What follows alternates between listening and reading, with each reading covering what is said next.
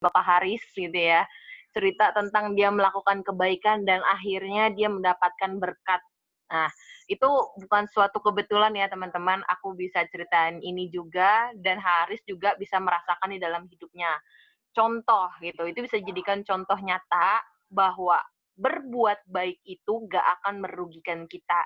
Bahkan Tuhan bisa kasih bonusnya, Tuhan bakalan bisa kasih berkatnya Tuhan lewat kejadian-kejadian yang aneh gitu. Bukan aneh sih, kejadian-kejadian yang nggak kita bayangin sebelumnya, yang kita nggak ngerasa nggak mungkin deh, kayaknya akan ada yang bales, kayak emang gue lagi nggak dapat gaji aja gitu kan contohnya. Tapi Tuhan bisa kasih uang yang nggak kita tahu, bahkan lebih buat Haris kayak gitu. Itu adalah contoh nyatanya. Nah, teman-teman, aku tuh pengen cerita. Jadi di bulan ini Tuhan Yesus benar-benar walaupun gitu ya kita ibadah dari rumah, kita online cool juga dari rumah, tapi ternyata kasihnya Tuhan itu tetap kita rasakan, teman-teman. Bener gak? Nah, pertanyaannya gini, apa sih yang kita rasain gitu?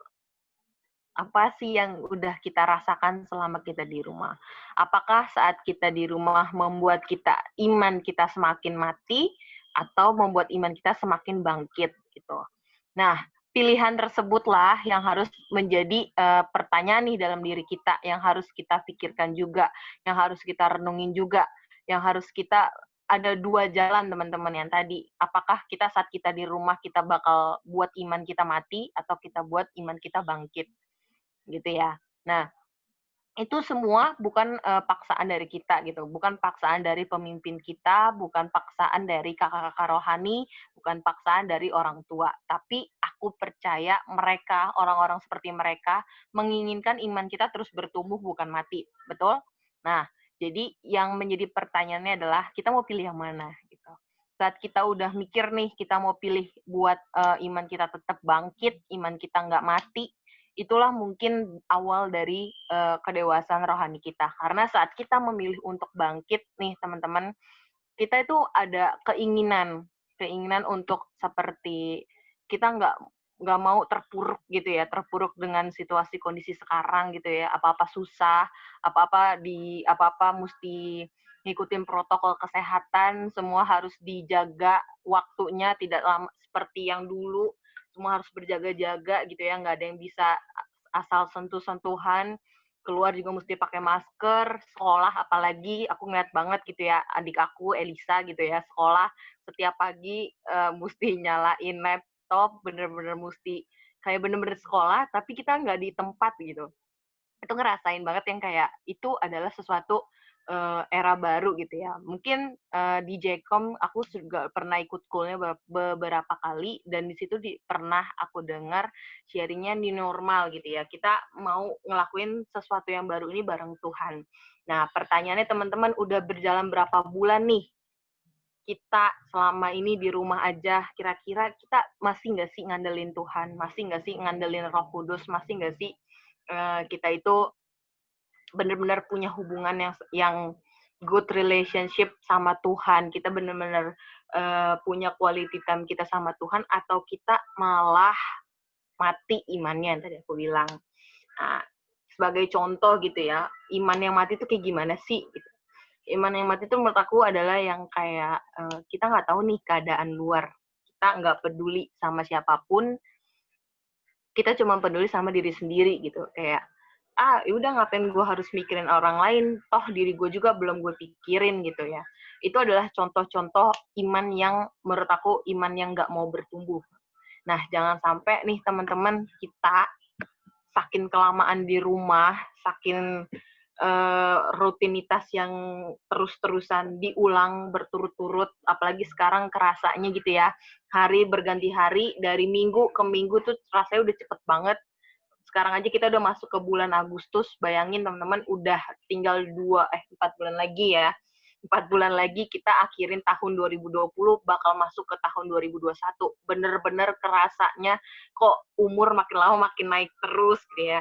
Terus kita makin lama makin naik kelas, makin pelajaran bukan makin gampang tapi makin susah. Nah, itu teman-teman. Jadi pertanyaannya, saat kalian gitu ya ingin menjadi yang dewasa, apakah kalian akan membiarkan iman kalian mati atau membuat iman kalian semakin kokoh? Nah, di ayat ini juga gitu ya, aku terberkati banget untuk berbuat baik. Contohnya salah satu yang tadi aku bilang, saat kita nggak mau memperhatikan orang lain, itu adalah contoh kita mau mematikan iman kita. Nah, di ayat ini aku diingetin lagi sama Tuhan, janganlah sesat, Allah tidak membiarkan dirinya dipermainkan, karena apa yang ditabur orang, itu juga yang akan dituainya. Amin, teman-teman. Aku mau kasih bilang, percaya deh, waktu kita lakukan yang terbaik, kita menabur apa yang baik, pasti suatu saat nanti kita akan tuai. Nah, teman-teman, ada lagi nih. Waktu kita menabur yang buruk, pasti kita juga akan tetap menabur yang buruk. Jadi pilihannya, kalian itu mau menabur yang mana? Nabur yang buruk atau nabur yang baik? Gitu. Karena apa yang kita lakukan selama kita ada sekarang gitu ya, selama kita tinggal, waktu kita kecil, waktu masa muda kita, apa yang kita lakukan, percaya baik atau buruk, kita akan terima, kita akan tabur itu saat kita, ya kita nggak tahu kapan, waktunya kapan, tapi pasti akan kita tuai. Gitu. Jadi di ayat ini, jangan sesat, dia bilang. Sebab barang siapa menabur dalam dagingnya, ia akan menuai kebinasaan dari dagingnya. Terus yang aku suka adalah di ayat yang ke-9. Janganlah kita jemu-jemu berbuat baik, karena apabila sudah datang waktunya, kita akan menuai. Jika kita tidak menjadi lemah. Nah, teman-teman, di sini dibilang jika kita tidak menjadi lemah. Contoh lagi ya, teman-teman ya. Waktu kita udah nabur nih, kita nabur kebaikan, tapi kita ngeliat kok nggak ada ya, nggak ada hasilnya, nggak ada, kayaknya percuma gitu ya, gue ngelakuin baik juga orangnya juga bodoh amat, malah dibilang gue kayak ada maunya baik sama dia, gitu kan. Banyak kan orang zaman sekarang baik dibilang ada maunya, jahat dibilang malah nusuk gitu kan. Aneh banget kan, orang zaman sekarang tuh bener-bener apa ya, statement-statement yang keluar pada zaman sekarang itu udah bener udah nggak bisa kita ini lagi, udah aneh lah gitu ya, udah nggak di iya atau enggak, jadi udah di tengah-tengah gitu. Nah, di sini dibilang waktu kita udah nabur baik nih, yang tadi contohnya itu, waktu kita udah melakukan kebaikan, tapi ternyata kita nggak ngeliat hasilnya, kita malah ngeliat kok makin lama makin buruk ya, kok kita malah nggak menabur apa yang baik, teman-teman percaya deh, waktu kita udah lakukan itu, yang berikutnya harus kita lakukan, step berikutnya yang kita lakukan selain berbuat baik tadi, kita harus tetap semangat. Katakan semangat. Sekali lagi, katakan semangat. Semangat. Nah, teman-teman, bener banget. Waktu kita udah nggak semangat, kita mungkin udah ngerasanya gini ya, kita udah di titik ini, contoh nih ya, aku udah melakukan kebaikan di sini, nih, kayak jalan kehidupan panjang gitu ya, dari sini sampai ujung sini, misalkan. Nah, kita udah melakukan kebaikan demi kebaikan, kebaikan demi kebaikan, dan kita udah sampai di sini, teman-teman. Tapi waktu di sini nih, kita ngerasa, oh, nggak ada hasil gitu ya, nggak ada, kayaknya apa yang gue berbuat baik tuh udah nggak percuma lah intinya gitu. Kayak yang gue buat baik itu nggak ada yang hargain. Gue buat berbuat apa yang baik pun kayak orang lain nggak notice gitu. Bahkan orang lain menganggap gue lemah, menganggap gue kayak apa sih lo gitu kan. Dan di sini kita memulai untuk menutup iman kita memulai untuk nggak semangat lagi, kita bahkan bilang, ah lebih baik gue balik aja waktu waktu kayak gue dulu gitu, gue nggak berbuat baik, gue fine dengan hidup gue sendiri, gue nggak memperhatikan orang lain, kita malah punya iman kayak gitu. Nah, tapi teman-teman jangan salah sangka, ternyata di depan sana siapa tahu gitu ya, Tuhan udah siapin jawabannya, Tuhan Yesus udah kasih tahu, maksudnya udah siapin rancangan apa yang akan kita tuai nanti. Jadi jangan sampai nih waktu kita udah mau mendekati akhir garisnya, akhir dari semuanya yang kita lakukan, dan kita bentar lagi menuai malah nggak jadi gara-gara kita udah nggak punya semangat. Jadi di sini yang aku mau ajarkan, marilah kita orang-orang yang bertumbuh semakin dewasa, kita tetap memiliki semangat untuk terus berbuat baik, gitu ya. Saat kita memiliki semangat itu, pasti deh semangat itu akan menular. Benar nggak sih, teman-teman? Percaya nggak sih semangat itu menular gitu? Aku pernah di suatu situasi kondisi gitu ya, keadaannya waktu itu di mana, antara kayak di kantor sih. keadaannya bener-bener panas banget. Bener-bener keadaannya, apa ya, orang bilang kaku gitu ya, keadaannya tuh bener-bener udah nggak pecah lagi, istilahnya icebreaker itu gagal gitu ya.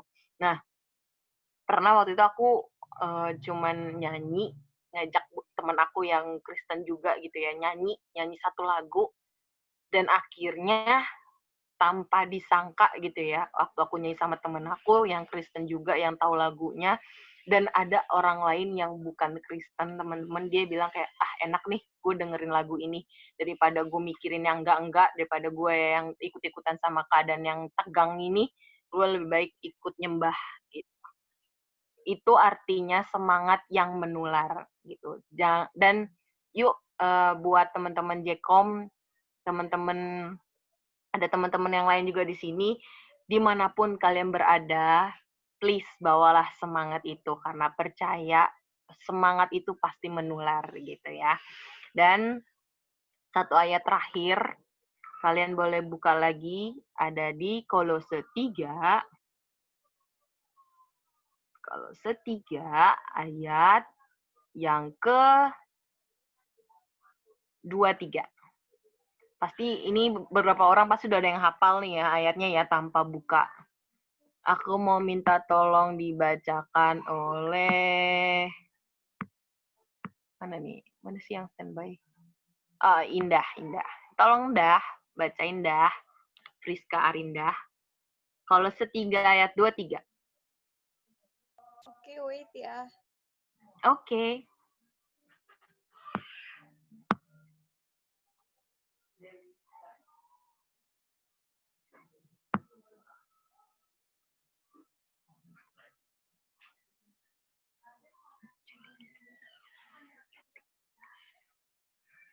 Aku Oke. bacain ya. Ya, Kolose 3 ayat 23. Apapun juga yang kamu perbuat, perbuatlah dengan segenap hatimu, seperti untuk Tuhan dan bukan untuk manusia. amin. Nah, teman-teman, ini ayat aku baru dapetin baru banget semalam. Kayak apa sih inti dari apa yang kita lakukan di dunia ini? Inti dari apa yang kita kejar selama ini, kayak kalian sekolah, kalian kuliah, kalian bekerja, ataupun kalian di keluarga kalian, intinya apapun yang kita lakukan, coba deh buat itu dengan segenap hati, seperti untuk Tuhan dan bukan untuk manusia. Pasti beda banget rasanya. Nah, aku mau sedikit sharing gitu ya. Sharingnya adalah, bentar. Oke, soal kedewasaan rohani gitu ya. Mungkin aku di sini ada yang tahu umur aku berapa? Kita beda 5 tahun tadi dari yang 15 tahun. Jadi umur aku itu 20 tahun. Nah, mungkin aku seumuran dengan nggak ada seumuran. Pokoknya intinya gitu, aku 20 tahun, teman-teman. Dari aku SMP, aku udah ikut yang namanya pelayanan. Terus sekarang kegiatan aku adalah kerja sambil kuliah, sambil pelayanan juga. Puji Tuhan, apa yang sudah Tuhan kasih ke aku, kalau aku tarik ulur gitu ya, ngelihat dari zaman dulu sampai sekarang, itu banyak banget yang Tuhan percayakan dalam hidup aku, teman-teman. Entah ya pekerjaan, entah aku bisa kuliah, entah aku punya pelayanan, punya teman-teman pelayanan, punya sahabat-sahabat, punya adik-adik, punya kalian juga, punya kakak-kakak rohani, punya berkat apa yang Tuhan udah kasih. Itu kalau ditarik ulur ya, kalau dilihat waktu aku zaman dulu sama sekarang, itu benar-benar Tuhan itu nggak pernah ninggalin sama sekali. Itu benar banget. Cuman yang menjadi waktu kemarin atau beberapa hari yang lalu yang menjadi pergumulan aku adalah aku ngerasa nggak ada fire gitu, nggak ada semangat. Padahal aku sendiri tahu firman Tuhan gitu ya. Aku tahu firman Tuhan tentang yang tadi yang kita udah baca bersama-sama, tetaplah semangat gitu intinya kan. Nah, aku tuh baru ngerasain kayak, Tuhan gimana ya rasanya kok semuanya jadi capek, Tuhan kok rasanya jadi nggak ada jawaban, Tuhan atau rasa gimana yang tadi aku bilang. Nah, di situ. Terus dipikir-pikir lagi gitu ya, yang namanya kedewasaan rohani itu ternyata beda tipis sama kesombongan gitu ya.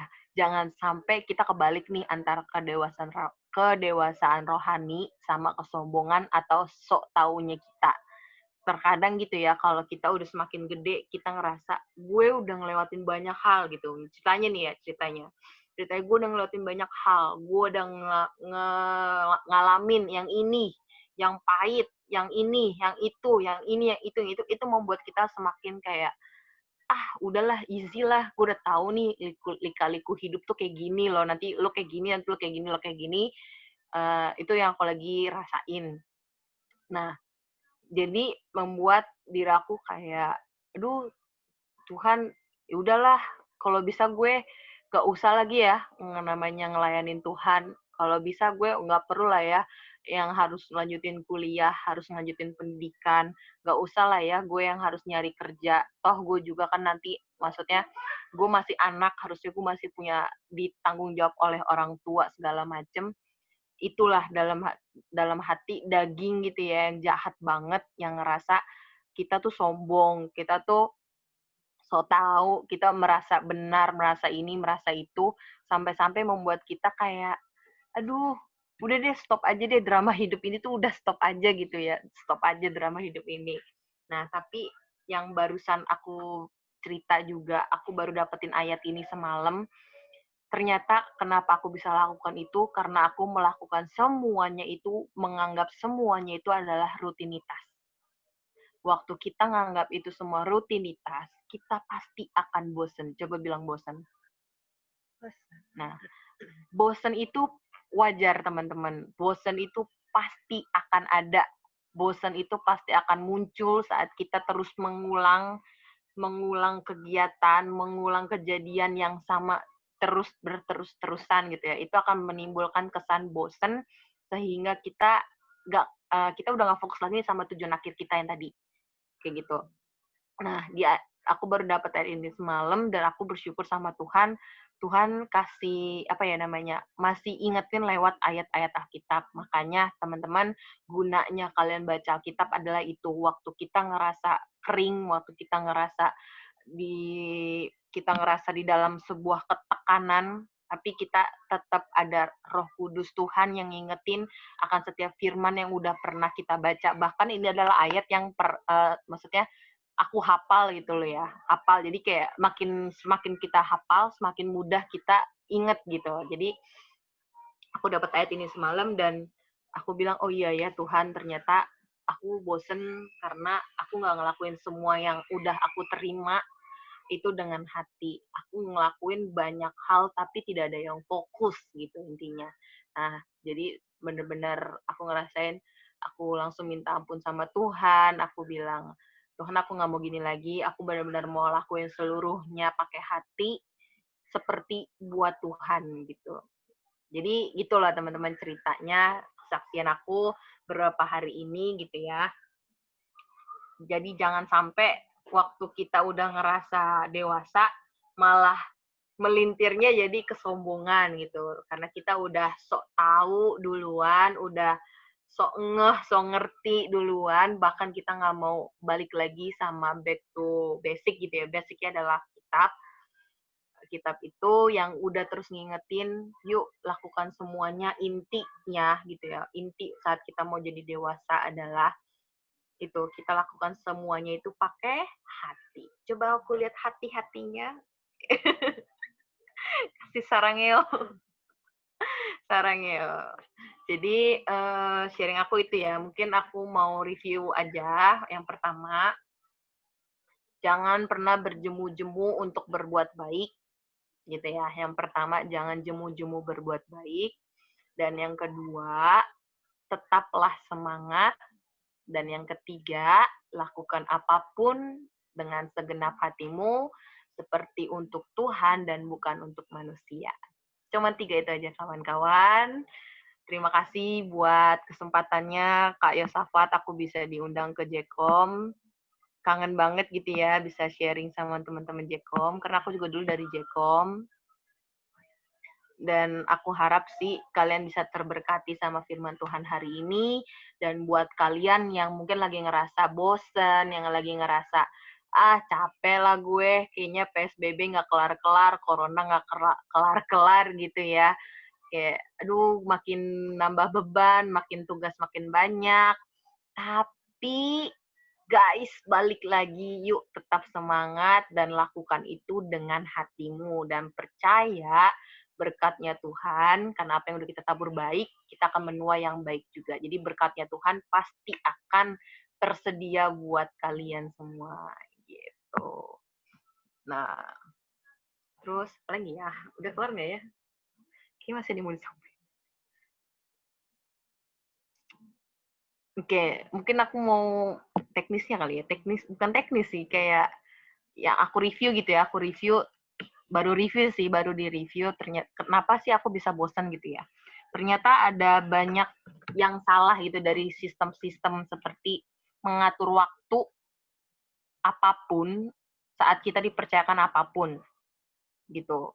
Terus kita harus bisa benar-benar ini teknisnya ya, benar-benar teknisnya. Kita harus benar-benar bisa memanage waktu, memanage mengelola apa yang Tuhan udah berikan, contohnya uang gitu ya, kalau ada yang udah kerja, terus contohnya kalau kalian dikasih berkat sama orang tua kalian dikasih suatu hadiah, gift, please coba kelola itu dengan baik, karena kalau kalian nggak kelola, takutnya kalian miss gitu ya.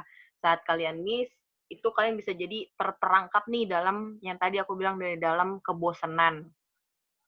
Itu adalah teknisnya gitu. Jadi coba dipikir-pikir lagi, kira-kira kebaikan-kebaikan Tuhan apa, berkat-berkat Tuhan apa yang udah Tuhan percayain dan yang belum kita kelola dengan baik gitu.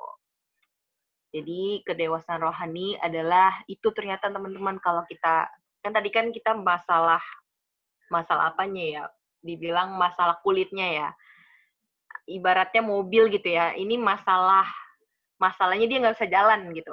Terus ditarik lagi, diselidiki, oh ternyata akinya somplak, terus ternyata di koplingnya ada ini, soak, bukan somplak, soak maksudnya, soak, kayak akinya soak, terus di koplingnya ternyata ada ini, terus di remnya ada ini. Itu adalah sebuah teknisnya gitu. Jadi yang tadi di awal aku bilang itu result masalahnya, terus yang aku bilang ini coba kelola, perhatikan manajemen apa yang udah kita miliki itu, berkat-berkat apa yang Tuhan udah kasih, kepercayaan apa yang Tuhan sudah berikan kepada kita gitu. Kayak misalkan kepintaran juga, coba deh pikirin, ternyata kepintaran kita tuh udah kita gunakan baik-baik belum sih gitu. Itu kan juga termasuk berkatnya Tuhan yang dalam hidup kita. Kiranya itu saja kayak Safat. Kira-kira teman-teman ada yang mau tanya atau ada yang mau nambahin sesuatu nggak? Oke, thank you buat Kak Diana. Sama-sama. Boleh teman-teman kasih jempol atau kasih jempol virtualnya gitu. Sama-sama, Jekom, teman-temannya. Teman-teman ada yang mau bertanya nggak ke Kakak Diana? Kali aja lagi ada yang ngalamin hal yang sama gitu ya. Iya, betul sekali. Kalian lagi sekolah kan, mungkin juga merasakan gitu kan.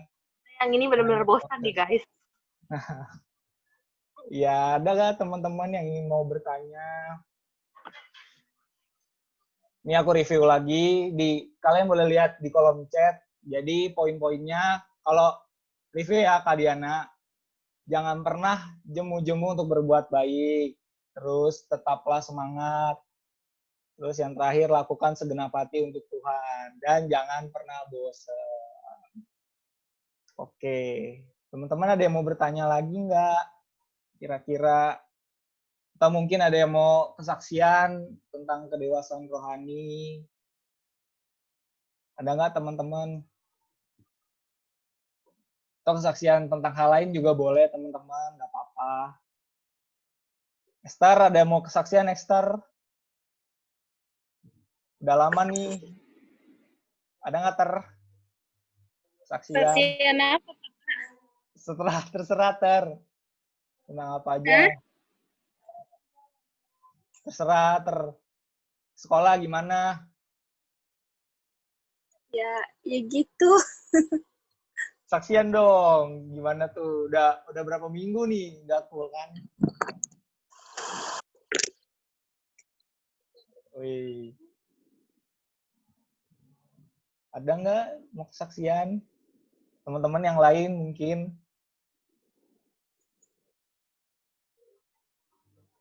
Nggak ada?